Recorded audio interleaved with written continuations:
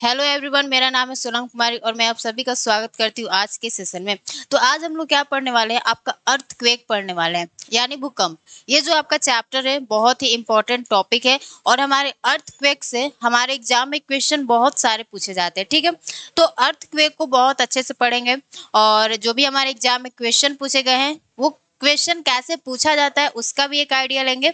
और जितने भी हमारे अर्थक्वेक में टॉपिक है, जैसे हमारा अर्थक्वेक क्या होता है, सिस्मिक वेव क्या होता है, पी वेव क्या होता है, एस वेव क्या होता है, एल वेव क्या होता है, वो सारी बातें जानेंगे। फिर हमारे भूकंप के कारण क्या होते हैं, या कि कौन सा ऐसा कारण है जिससे क्या होता है कि आपका भूकंप आता है। तो आज का आपका टॉपिक क्या होने वाला है, अर्थक्वेक होने वाला है। तो सबसे पहले तो हम लोग ये जान लेते हैं कि हमें कौन कौन से टॉपिक को क्या करना है, पढ़ना है। तो यहाँ पे आपका हेडिंग क्या होना चाहिए, टॉपिक टू बी कवर। पहले हम टॉपिक आपको लिखवा दे रहे हैं, यानी टॉपिक टू बी कवर्ड, यानी हम लोग कौन कौन से टॉपिक अपने अर्थक्वेक में पढ़ने वाले हैं उसी के बारे में हम लोग क्या कर लेते हैं, थोड़ा सा उसका एक इंट्रोडक्शन ले लेते हैं कि आपका क्या क्या टॉपिक हमारा होने वाला है। ठीक है, तो देखिए सबसे पहले हम लोग क्या पढ़ेंगे, यानी सबसे पहले हम लोग क्या पढ़ेंगे, आपका what is earthquake. What is earth quake, ठीक है, यानी भूकंप क्या होता है। फिर हम लोग क्या पढ़ने वाले हैं, आपके सिस्मिक वेव के बारे में पढ़ने वाले हैं। सिस्मिक वेव, ये जो आपके सिस्मिक वेव होते हैं, यानी जो आपके भूकंपीय तरंग होते हैं, ये आपके भूकंपीय तरंग भी कितने तरह के होते हैं, दो तरह के होते हैं। एक आपका होता है बॉडी वेव और एक आपका होता है सरफेस वेव। एक होता है आपका बॉडी वेव और हमारा सेकंड कौन सा हो जाता है, आपका सरफेस वेव हो जाता है। यहाँ पे आप लिख लीजिए, एक मिनट थोड़ा सा मैं इसे कर लूंगा वैसे।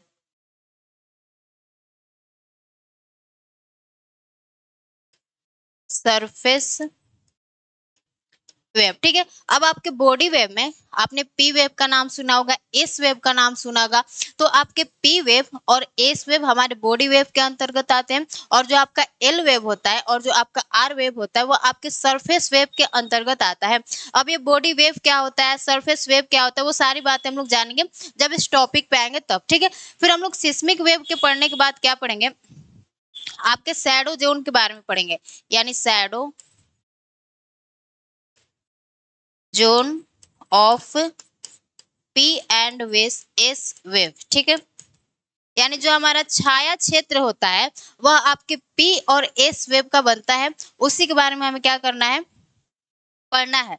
फिर हम लोग क्या पढ़ने वाले हैं, आपके भूकंप के मेजर, यानी भूकंप को मापने के लिए कौन कौन सा यंत्र होता है उसके बारे में पढ़ेंगे।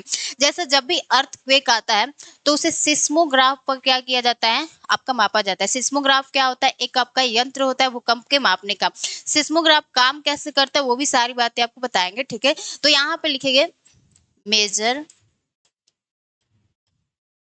Major of earthquake, earthquake, यानी हमारे भूकंप के मापक क्या क्या चीजें हैं। आपके दो स्केल के बारे में आपने नाम सुना होगा, एक हमारा रिक्टर स्केल होता है और हमारा दूसरा क्या होता है, मरकली स्केल होता है। तो वो स्केल क्या होता है, कैसे काम करता है वो भी जानेंगे। ठीक है, फिर हमारा टॉपिक क्या होने वाला है, हम लोग क्या देखने वाले हैं, भूकंप के कारण को देखेंगे कि आखिर कौन सा ऐसा कारण है जिससे क्या होता है कि हमारे पृथ्वी के सतह पर क्या होता है, भूकंप भूकंप आता है, यानी causes, causes of earth earthquake. ठीक है, यानी भूकंप के कारण क्या क्या होते हैं। फिर हम लोग क्या जानने वाले हैं, अर्थक्वेक जोन इन इंडिया, यानी हमारे भारत में ऐसे कौन कौन से जोन है जहां पर क्या होता है, आपका अर्थक्वेक आता है, यानी भूकंप आता है। ठीक है, तो यहाँ पे लिखिए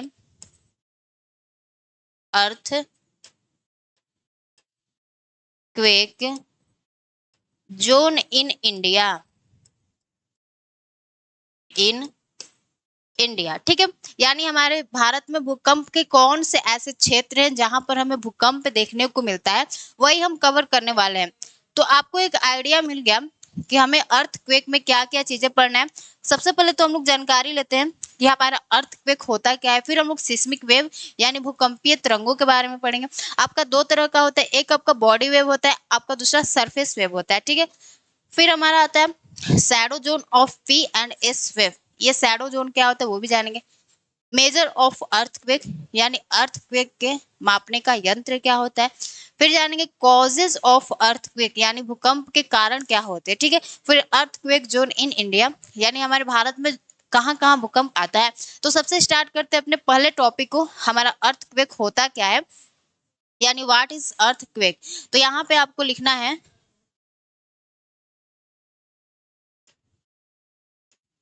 अर्थ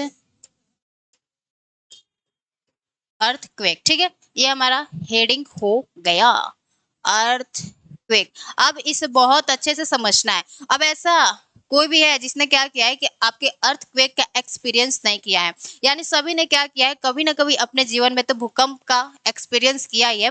तो भूकंप होता क्या है उसके बारे में थोड़ा सा आपको क्या करना है, समझना है। हम आपको चाहेंगे कि एक डायग्राम के थ्रू क्या करें, उस भूकंप को आपको समझाए, ठीक है। तो यहाँ पे हम आपको एक डायग्राम बना रहे हैं और इसी में हम लोग क्या समझेंगे कि आपका फोकस क्या होता है और आपका एपी सेंटर क्या होता है। वो सारी बातें यहाँ पे आपकी क्या हो जाएगी, क्लियर हो जाएगी, ठीक है।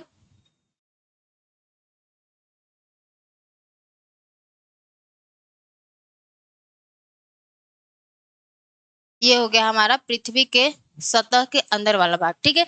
और ये हम जो अभी आपको पिक्चर बना रहे हैं फिर आपको अच्छे से समझाएंगे ये सारी हमने क्या बातें बताया है और क्या आपको मैं बना कर दिखाना चाहती हूँ।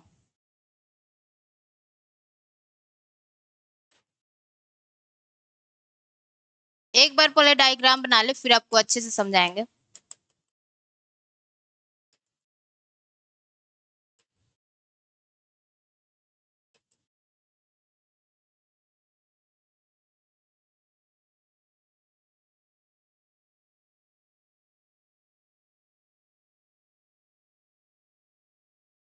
देखिए, ठीक है।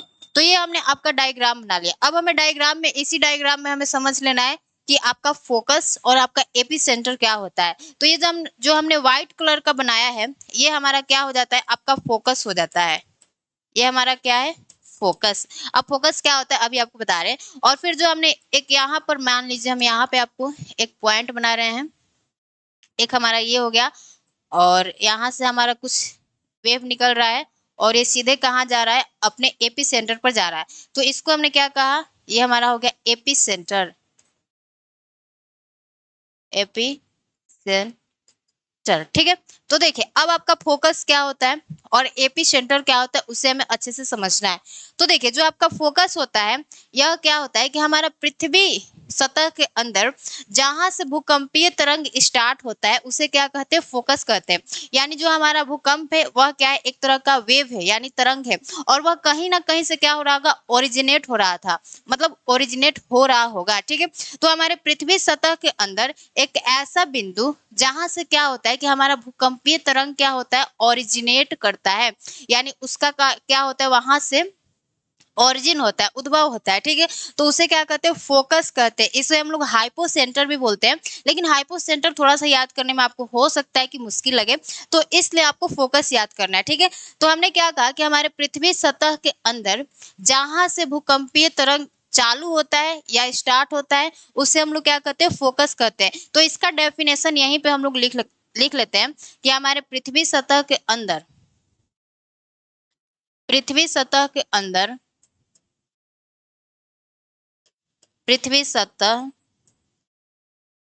अंदर जहां से जहां से भूकंपीय तरंग भूकंपीय तरंग भूकंपीय तरंग क्या होता है, आपका स्टार्ट होता है, जहां से भूकंपीय तरंग प्रारंभ होता है, ऐसे लिख सकते हैं, थोड़ा सा लैंग्वेज अच्छा होगा। प्रारंभ होता है उसे फोकस बोलते हैं, उसे फोकस बोलते हैं, फोकस बोलते है, ठीक है। तो ये बात आपको समझ में आ गया कि मैम हमारा फोकस क्या होता है। तो आपके पृथ्वी सतह के अंदर जहां से भूकंपीय तरंग क्या हो रहा है, स्टार्ट हो रहा है यानी चालू हो रहा है, यहीं से निकल के ये चारों तरफ क्या होगा, फैलेगा। तो जहां से ये शुरू हो रहा है, स्टार्ट हो रहा है, उसका ओरिजिन हो रहा है, उसी को हम लोग क्या कहते हैं, फोकस कहते हैं। अब ये जो हमारा वेव है यानी जो भूकंपीय तरंग है, यह यहाँ से तो निकल गया, अब निकल के कहाँ जाएगा, तो हमारे अर्थ के सरफेस पे जाएगा। तो पृथ्वी सतह का वह स्थान जहां पे भूकंपीय तरंग जाके टकराता है, उसे क्या कहते हैं, एपी सेंटर बोलते हैं। तो एपी सेंटर आपको समझ में आ गया, क्या होता है कि जहां पर हमारा भूकंपीय तरंग जाकर टकराता है हमारे पृथ्वी सतह के ऊपर, उसी को क्या कहते हैं, एपी सेंटर कहते हैं। तो यहाँ पे लिख लीजिए, यहाँ पर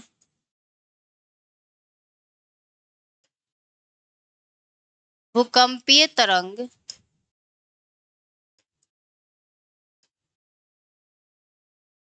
टकराता है, ठीक है। चाहे ऐसे लिख लीजिए, पृथ्वी सतह का वह भाग जहां पर भूकंपीय तरंग टकराता है, उसे क्या कहते हैं, एपी सेंटर बोलते हैं। उसे क्या बोलते हैं, एपी सेंटर बोलते हैं। तो लिखिए, पृथ्वी सतह का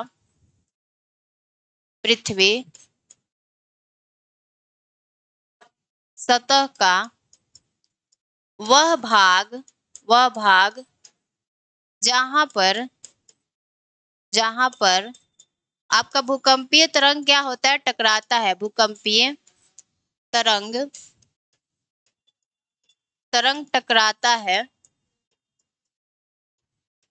टकराता है, उसे क्या बोलते हैं, तो आपका एपी सेंटर बोलते हैं। उसे एपी सेंटर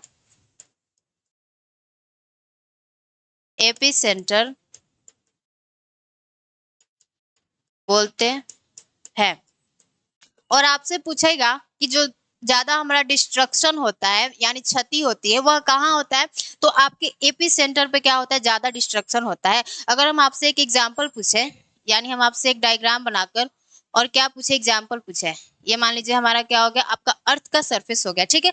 और यहाँ पे हमारा क्या हो गया, यहाँ पे आपका क्या हो गया, फोकस हो गया।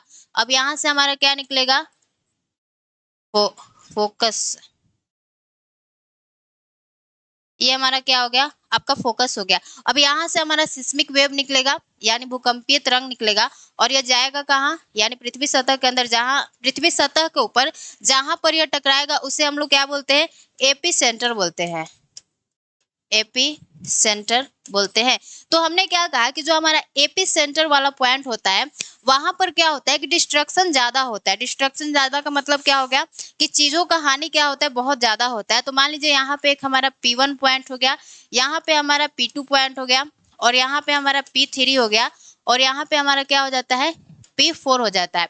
तो हमने जो आपको बात बताया कि हमारे एपी सेंटर पर क्या होता है कि जो डिस्ट्रक्शन होता है वह ज्यादा होता है। तो एपी सेंटर पर अगर ज्यादा डिस्ट्रक्शन होता है, तो हमारे एपी सेंटर के पास में जो भी एरिया होगा वहां पर भी तो डिस्ट्रक्शन ज्यादा होगा।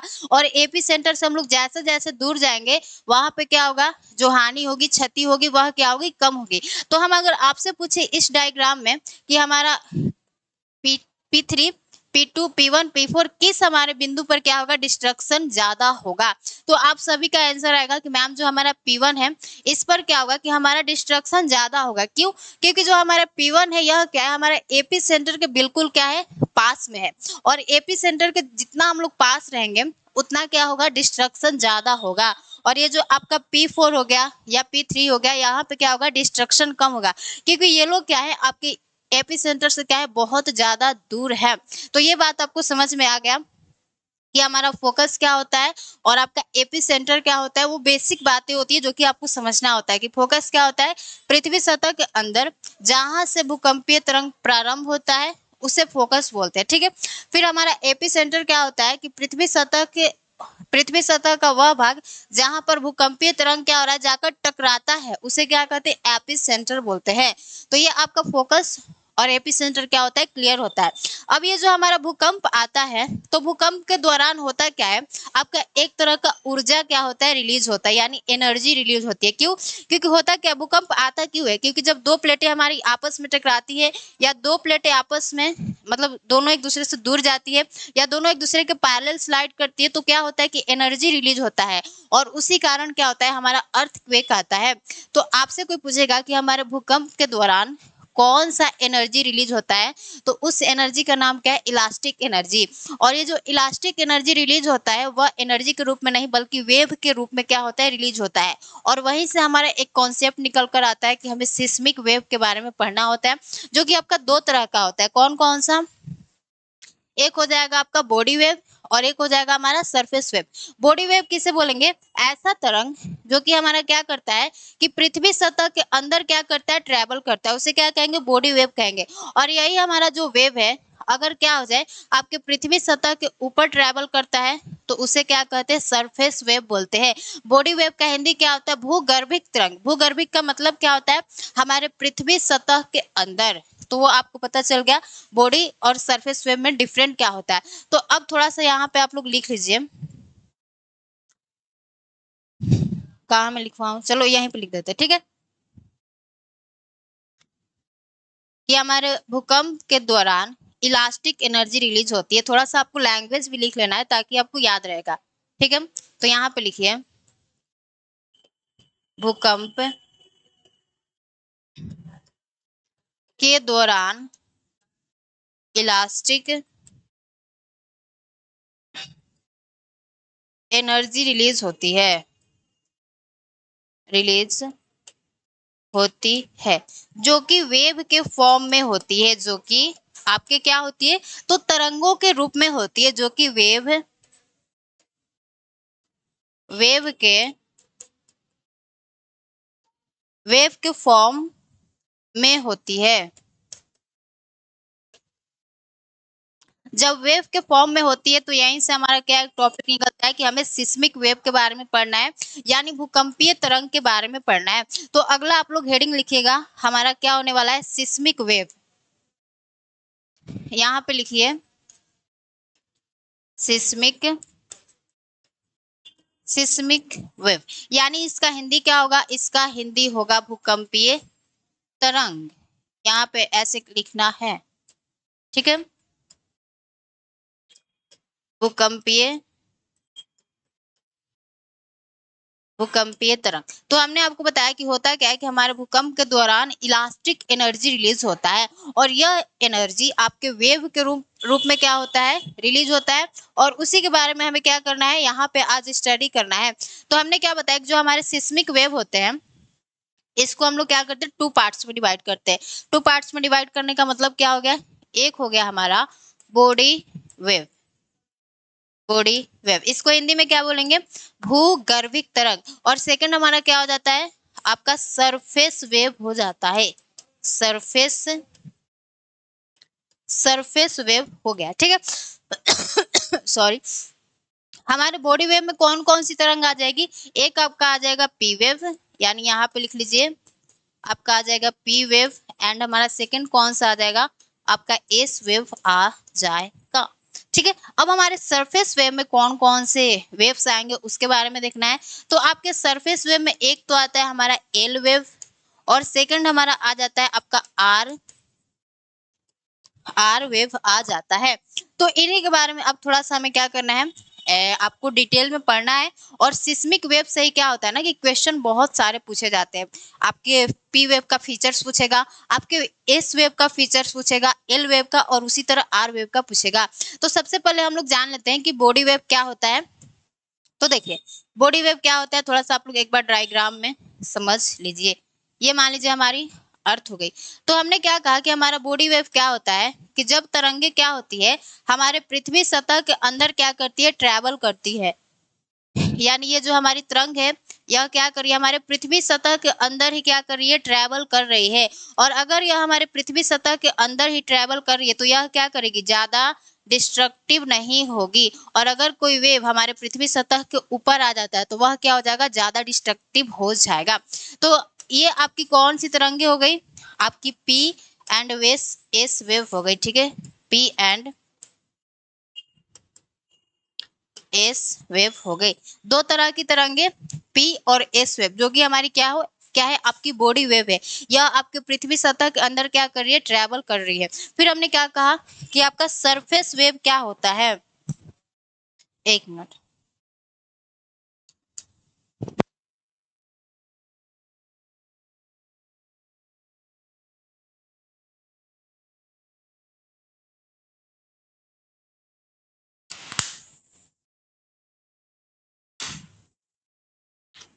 तो आपका बॉडी वेव समझ में आ गया आपको कि मैम जो वेव होता है हमारे सरफेस के अंदर ट्रैवल करता है उसे क्या कहते हैं, बॉडी वेव कहते हैं। लेकिन जो ऐसे हमारे वेव जो हमारे अर्थ के सरफेस के ऊपर ट्रैवल करता है यानी ऊपर ट्रैवल कर रहा है, इसे हम लोग क्या कहेंगे, सरफेस वेव बोलेंगे।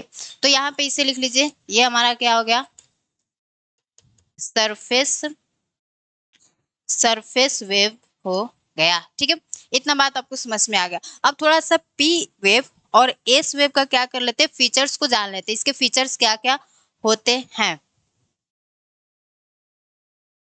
तो देखिए अब आप लोग हेडिंग क्या डालेंगे, पी वेव। पी वेव के बारे में हमें क्या करना है, बहुत अच्छे से डिटेल में पढ़ना है।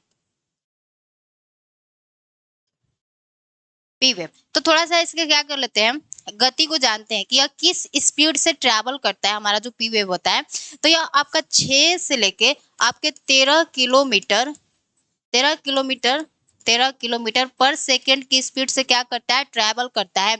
यानी 6 सेकंड में हमने क्या देखा कि जो पी वेव है, सॉरी आपके 1 सेकंड में जो आपका पी वेव है आपके 6 किलोमीटर तक क्या कर लेता है, ट्रैवल कर लेता है। तो इतना तेज इसका क्या होता है, स्पीड होता है।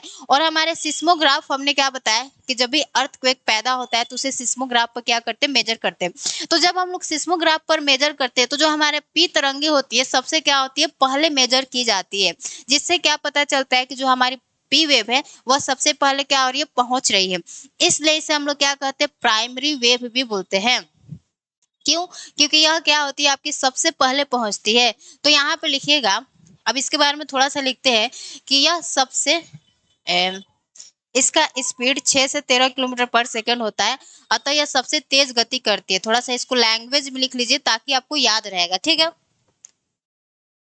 इसका स्पीड इसका स्पीड 6 से 13 किलोमीटर पर सेकंड होती है। ठीक है, जिस कारण इसे, अतः यह पृथ्वी सतह पर क्या होती है, पृथ्वी के सतह पर सबसे पहले पहुंचती है। अतः यह सिस्मोग्राफ सिस्मोग्राफ पर, ऐसे लिख लीजिए, सिस्मोग्राफ पर, अतः यह आपके सिस्मोग्राफ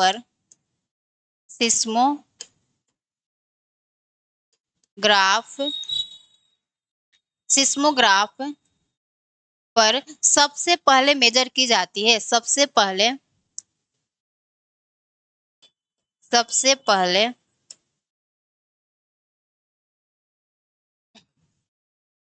मेजर की जाती है। देखिए हमने क्या कहा कि जो आपका पी वेव होता है इसका जो स्पीड होता है वह 6 से 13 किलोमीटर पर सेकंड की स्पीड से ट्रैवल करता है। अतः यह सिस्मोग्राफ पर सबसे पहले मेजर की जाती है, जिस कारण इसे क्या बोलते हैं, प्राइमरी वेव भी बोलते हैं। जिस कारण इसे प्राइमरी वेव भी बोलते हैं। प्राइमरी वेव भी बोलते हैं। ठीक है, तो ये आपको बात समझ में आ गया कि इसको प्राइमरी वेव क्यों बोलते हैं, क्योंकि सिस्मोग्राफ पर क्या होता है, यह सबसे पहले मेजर किया जाता है। अब इसके थोड़ा सा और फीचर्स के बारे में जानते हैं कि जो आपका पी वेव होता है ना, यह क्या करता है, तीनों अवस्थाओं, ठोस, द्रव, गैस, तीनों में क्या करता है, ट्रैवल करता है। लेकिन जब हम लोग एस वेव पढ़ेंगे तो एस वेव में आपको पता चलता है कि एस वेव के बहुत ज्यादा नखरे होते हैं। वह क्या करता है ना, केवल ठोस में क्या करता है, यानी सॉलिड में ही क्या करता है, ट्रैवल कर पाता है। लेकिन पी वेव के पास ऐसा कोई बात नहीं है, ये तीनों अवस्था में क्या करता है, ट्रैवल करता है। हालांकि एक बात होता है कि जो हमारा पी वेव होता है उसका जो स्पीड होता है वह सॉलिड में सबसे क्या होता है, ज्यादा होता है। सॉलिड में सबसे ज्यादा, फिर द्रव में क्या होता है, यानी लिक्विड में थोड़ा सा कम होता है, और गैस में क्या होता है, सबसे कम मतलब इसका स्पीड होता है। तो ये थोड़ा सा इसका एक बोल सकते हैं कि बात हो जाता है, यानी फीचर्स हो जाता है। ठीक है, तो यहाँ पे लिख लीजिए कि यह तीनों अवस्थाओं में क्या करता है, ट्रैवल करता है। यह तीनों अवस्थाओं आपके ठोस, द्रव तथा गैस में ट्रैवल करता है। ठीक है, ट्रैवल करता है। ये बात आपको समझ में आ गया कि जो हमारा पी वेव होता है मैम, इसके पास ना ज्यादा नखरे नहीं होते। ये क्या करता है, आपको सॉलिड मिले, लिक्विड मिले, गैस मिले, तीनों में क्या करता है, ट्रैवल करता है। लेकिन एस वेव के पास क्या होता है, बहुत ज्यादा नखरा होता है। वो बोलता है नहीं, हम केवल क्या करेंगे, सॉलिड में ट्रैवल करेंगे, अदरवाइज कहीं नहीं ट्रैवल करेंगे। तो ये बात आपको समझ में आ गया कि यह तीनों अवस्थाओं में क्या करता है, ट्रैवल करता है। और इसकी एक विशेषता होती है, वह क्या होती है कि स्पीड इसका सबसे अधिक कहाँ होता है, तो सॉलिड में अधिक होता है। तो यहाँ पे लिख लीजिए, पी वेव का पी वेव का स्पीड सॉलिड में यानी ठोस में सबसे अधिक होता है, सबसे अधिक होता होता है। उससे कम कहाँ होता है, आपके द्रव में होता है। उससे कम उससे कम द्रव में होता है, द्रव में होता है। तथा तथा आपके गैस में क्या होता है, बिल्कुल कम होता है। तथा गैस में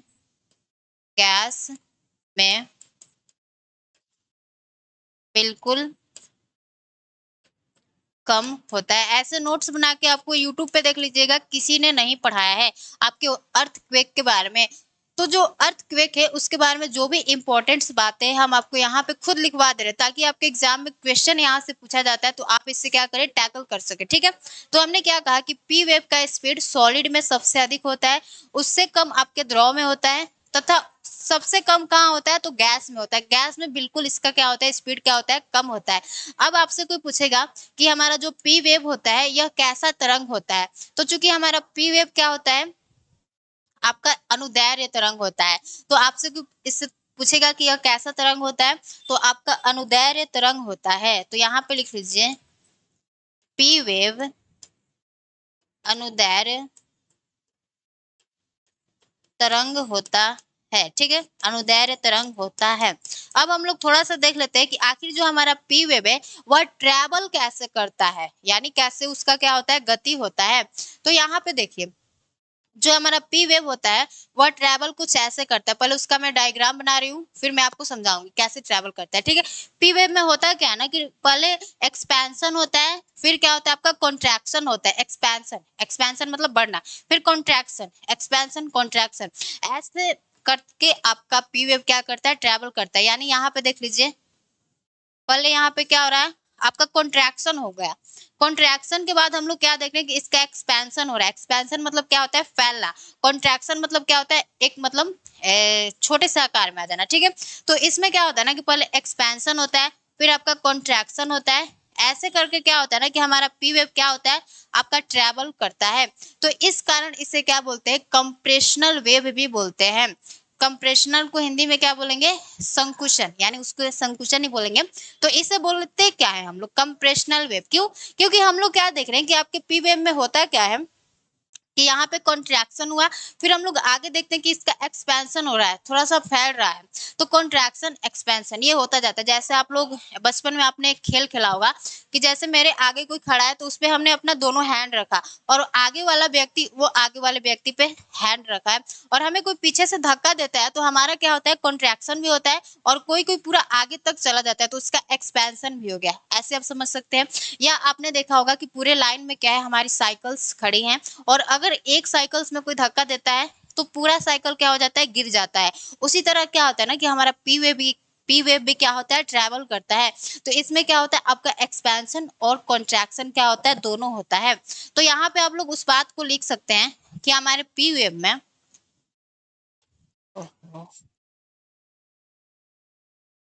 पी वेव में एक्सपेंशन तथा contraction contraction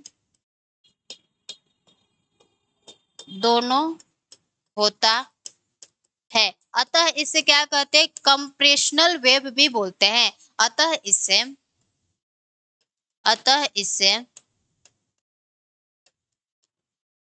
compressional compressional wave भी बोलते हैं, वेव भी बोलते हैं, ठीक है, वेव भी बोलते हैं।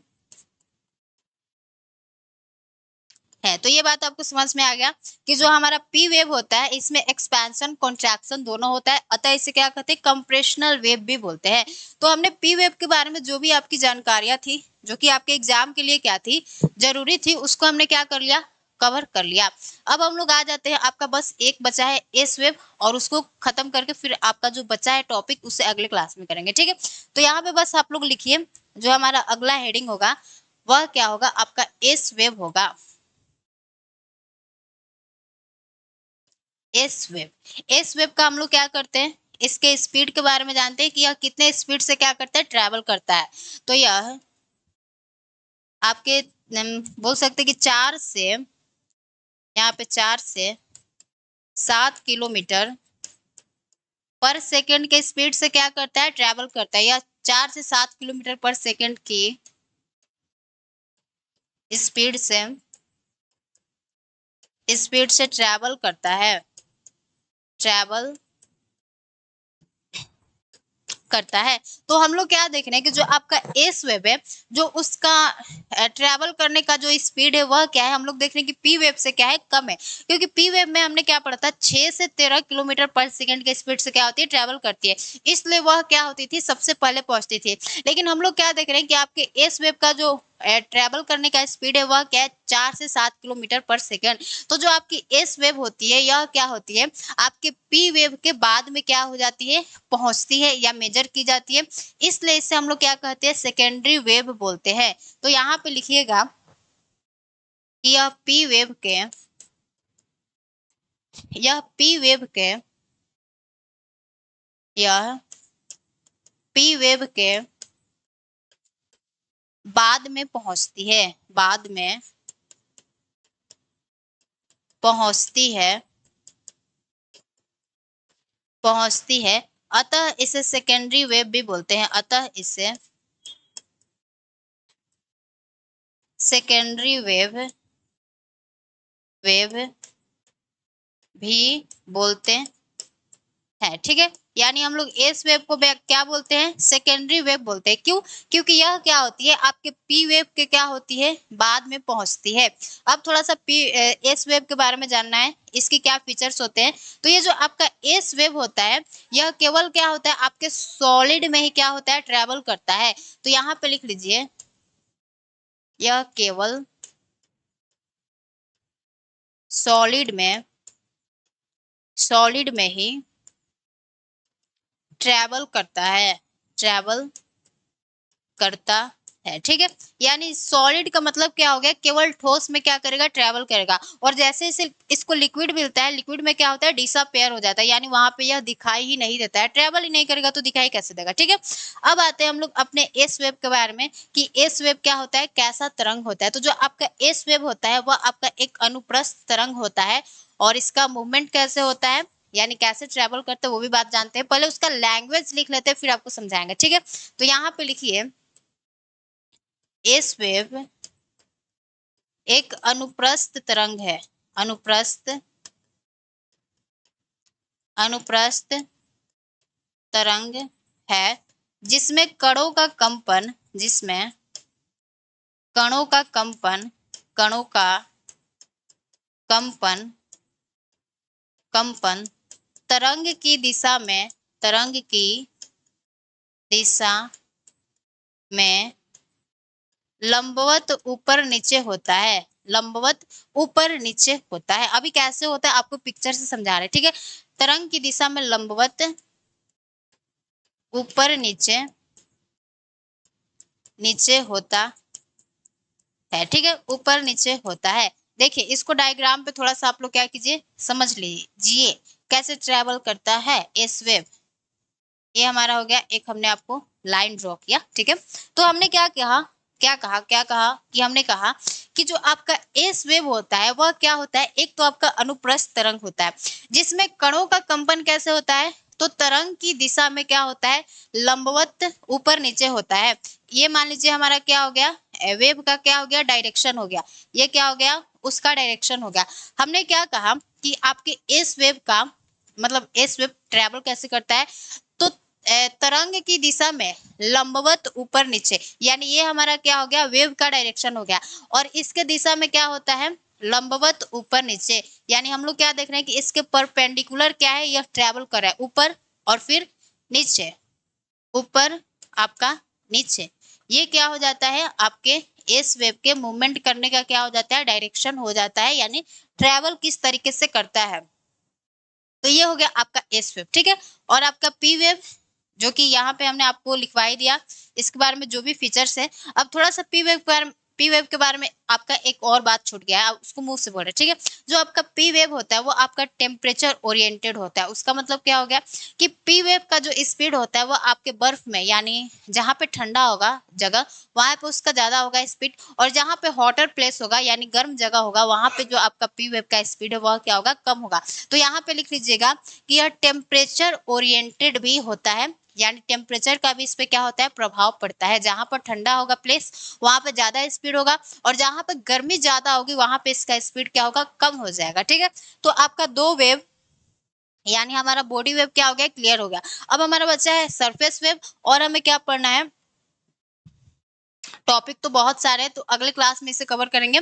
आपका शैडो जोन भी है हमारा, शैडो जोन क्या होता है, पी और वेस वेव का, उसे भी जानेंगे। और पी वेव का शैडो जोन आखिर बनता क्यों है वो भी जानेंगे। फिर हमारे मेजर ऑफ अर्थक्वेक, यानी रिक्टर स्केल क्या होता है, मर्कली स्केल क्या होता है वो भी जानेंगे। फिर हमारे अर्थक्वेक के कारण क्या है उसे जानेंगे, और फिर जानेंगे हमारे अर्थक्वेक जोन इन इंडिया, यानी हमारे भारत में कौन से ऐसे क्षेत्र है जहां पर क्या होता है, आपको ज्यादा अर्थक्वेक देखने को मिलता है।